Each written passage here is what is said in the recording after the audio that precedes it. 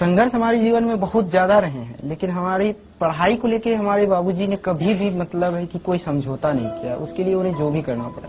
एक समय ऐसा था कि रहने के लिए घर नहीं था, तो फिर स्थिति ऐसी आई कि कैसे रहा जाए, मतलब कैसे क्या हो जाए। तो माँ लोग चली गई मामा घर, माँ और दोनों छोटी बहन। हम नहीं गए क्योंकि हमारी पढ़ाई थी। 5वीं कक्षा का मैं विद्यार्थी था उस समय।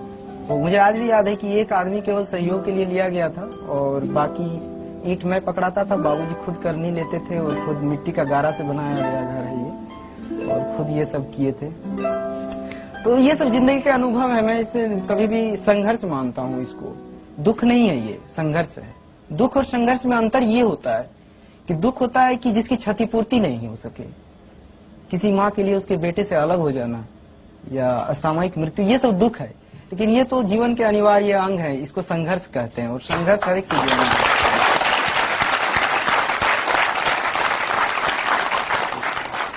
पिता ने आपको पढ़ाने के लिए अपने खेत बेचे भी हैं? जी हाँ, हमारी 80% खेत बिक चुके हैं। और जब पहली बार सिलेक्ट नहीं हुए तब उन्होंने क्या कहा था? हाँ, उन्होंने एक चीज कहा था, मैंने ये चीज बाद में मैंने जाहिर भी किया कि इस भावना को। तो उन्होंने कहा था कि हम बोले कि बाबूजी पैसा कहाँ से आएगा, हम ट्यूशन पढ़ाएंगे मुखर्जी नगर में या यहाँ पर मिल जाते हैं यहाँ पर।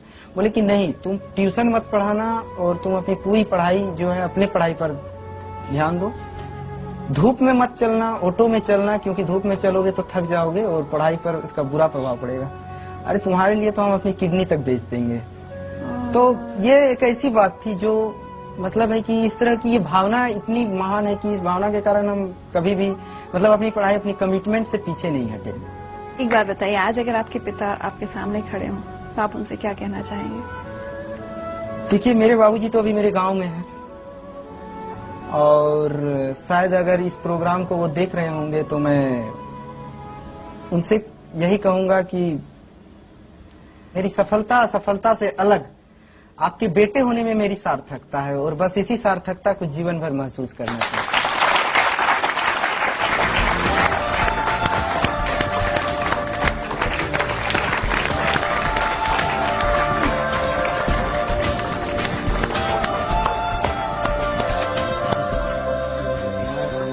ये तो सरप्राइज।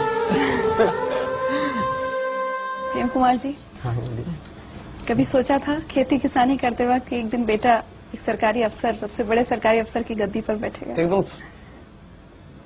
जब से इसको पढ़ाई में ख्याल आया तब से मैंने ये सोचा था, ये आज की सोच नहीं है। आपको पता था आईएएस क्या होता है? आईएएस क्या होता है ये पता नहीं था, लेकिन अफसर जो होते हैं मेरे जिला के, हाँ। उसको तो देखे थे। हाँ, सही बात है। कभी अपने बेटे से ये नहीं कहा कि अरे तुम नहीं कर पाओगे, तुम कहाँ, मैं नहीं तुम्हारा खर्चा पढ़ाई का उठा पाऊंगा? मैं कैसे कह दूं, वो कभी नहीं सोचा। मैंने खर्चा उठाने के लिए तैयार था, मेरे पास जमीन थी,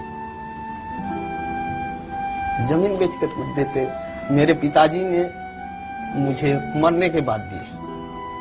अब वो जमीन में इसको देता मरने के बाद, तो ये मैंने सोचा कि मरने के बाद क्यों मैं अब ये दे दे, और रहेगा तो बेटा का और नहीं रहेगा तो बेटा का।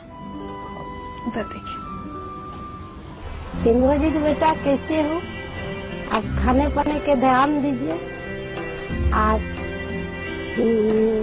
तुम्हारे लिए गुड़ रोटी बनाई है।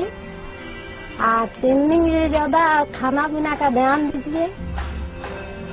आज तुम्हारे लिए हम दुल्हन खज के रखे हैं, रिश्ता तय हुआ है। खाना आपको तैयारी गुड़ रोटी है।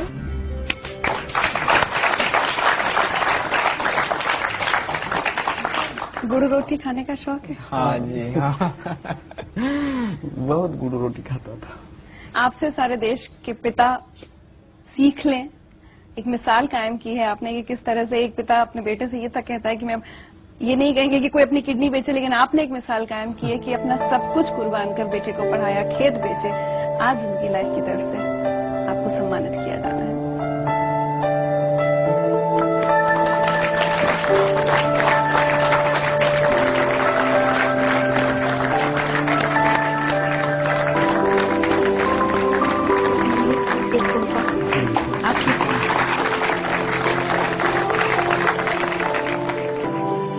जैसे आईएएस बने ना तो ये बोला यार थानेदार की नौकरी छोड़ देंगे क्या? मतलब ये था थानेदार ही ना छोड़े, साथ में साथ ये भी रख ले।